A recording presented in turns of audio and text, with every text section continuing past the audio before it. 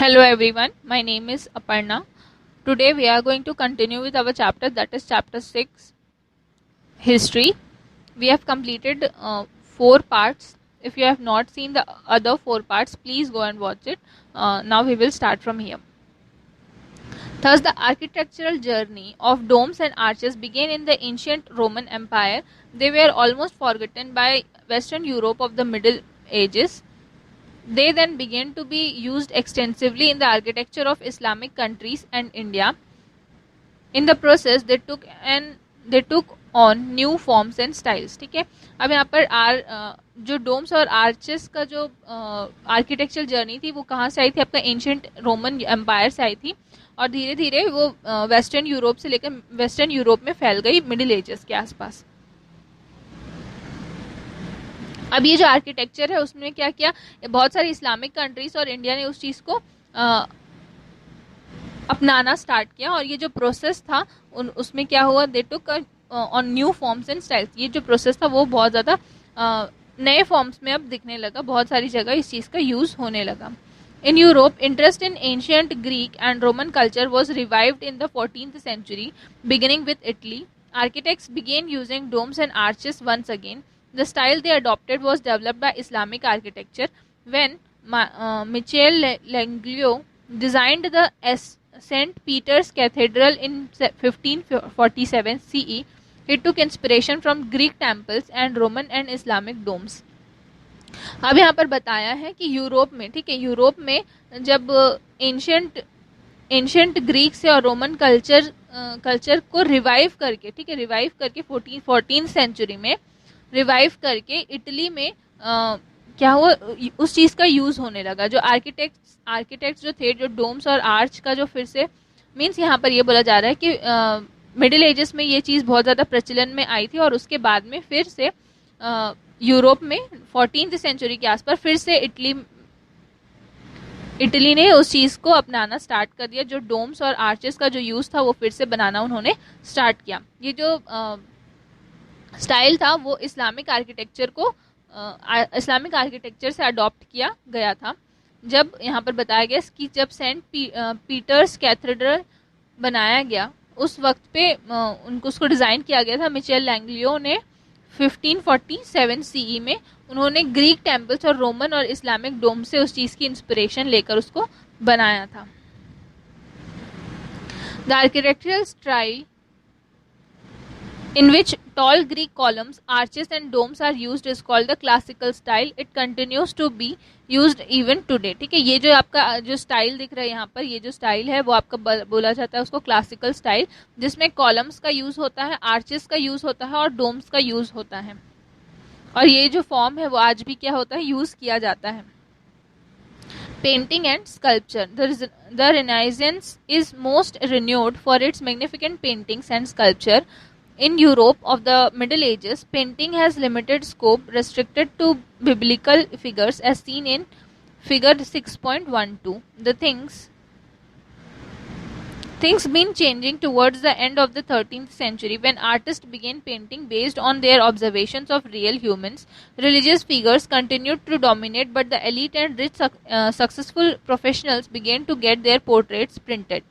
Even the religious figures became more lifelike, depicting different emotions, forms and perspective. ठीक है, ये आपका बताया गया है कि उस वक्त पे मिडिल एजेस पे क्या हो रहा है. यहाँ पर यूरोप में मिडिल एजेस में जो पेंटिंग्स थी उनका जो स्कोप था भले क्या था, लिमिटेड था, और जो बिब्लिकल फिगर्स थे वो रेस्ट्रिक्टेड थे, लेकिन उस चीज़ का प्रचलन मीन्स जो पेंटिंग थे उनका जो फॉर्म है वो क्या होने लगा, बहुत ज़्यादा बढ़ने लगा. ये करीब 13th सेंचुरी के आसपास क्या हुआ, उस चीज़ का एंड हुआ. मीन्स जो बिब्लिकल फिगर्स थे उनको begin changing towards the end of the 13th century. ठीक है, 13th सेंचुरी के आसपास ये जो बिब्लिकल फिगर्स थे उनको चेंज किया गया और बहुत सारे आर्टिस्ट जो थे वो रियल ह्यूमंस को ऑब्जर्व करके पेंटिंग्स बनाया करते थे. बहुत सारे रिलीजियस फिगर्स जो थे उनको बहुत सारे जो रिलीजियस फिगर्स है वो उनको डोमिनेट किया करते थे, मीन्स जो पेंटिंग्स बनाते थे उनको डोमिनेट किया करते थे। लेकिन उसके बाद भी जो एलिट और रिच लोग रहते थे वो अपने खुद के पोर्ट्रेट्स को क्या है पेंट करवाया करते थे।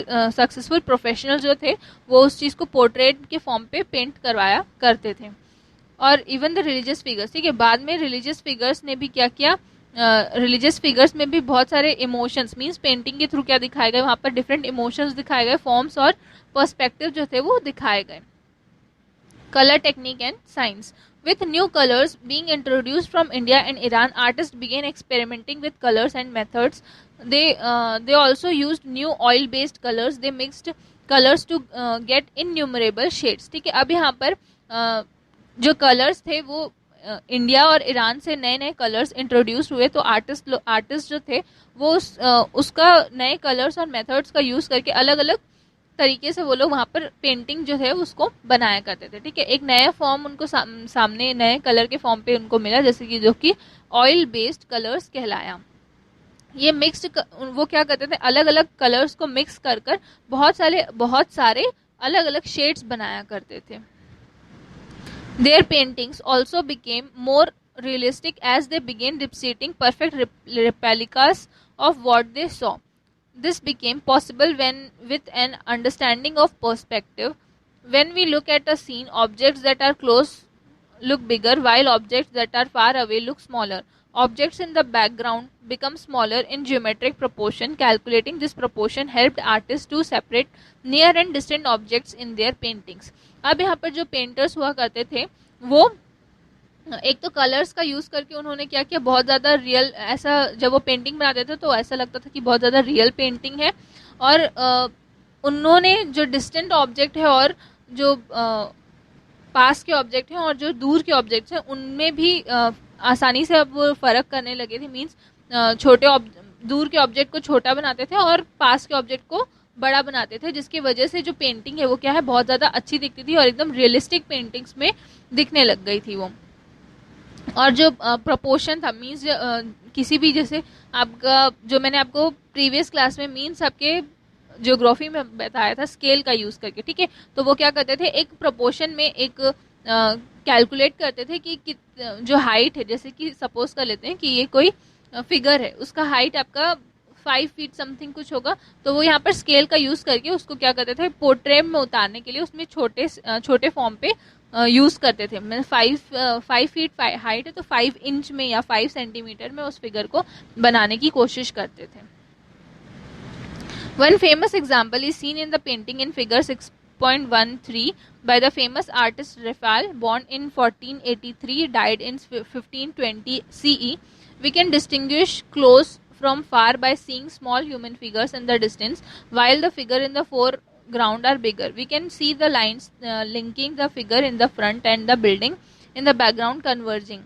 This gives an idea of geometric proportion. ठीक है, देखिए जैसे कि यहाँ पर क्या है आपको दिख रहा है, जो पेंटिंग यहाँ पर दी है वो एक एग्जाम्पल, परफेक्ट एग्जाम्पल है जो कहना चाह रहा है। जैसे कि यहाँ पर ये जो फिगर्स है वो क्या है काफ़ी छोटे फिगर्स हैं, और जो यहाँ पर जो पास के फिगर्स हैं वो क्या है बड़े दिख रहे हैं और क्लियरली दिखाई दे रहे हैं। और साथ में ये जो पीछे में जो बिल्डिंग्स बनी हुई हैं वो क्या है आपका एक, ये सब जो है ज्योमेट्रिक प्रोपोर्शन के थ्रू ये सारी चीज़ें हुई हैं, जिसकी वजह से ये पेंटिंग जो है वो एग्जैक्टली सेम टू सेम क्या दिख रही है, एक्चुअल सीन और एक्चुअल सीन से सिमिलर दिखाई दे रही है।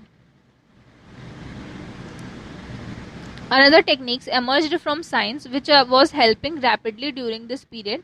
The physician Andreas Vesalius dissected human cadavers to study the structure of bones, muscles and other internal organs and published books on his findings. Artists could now study human anatomy to perfect their human figures.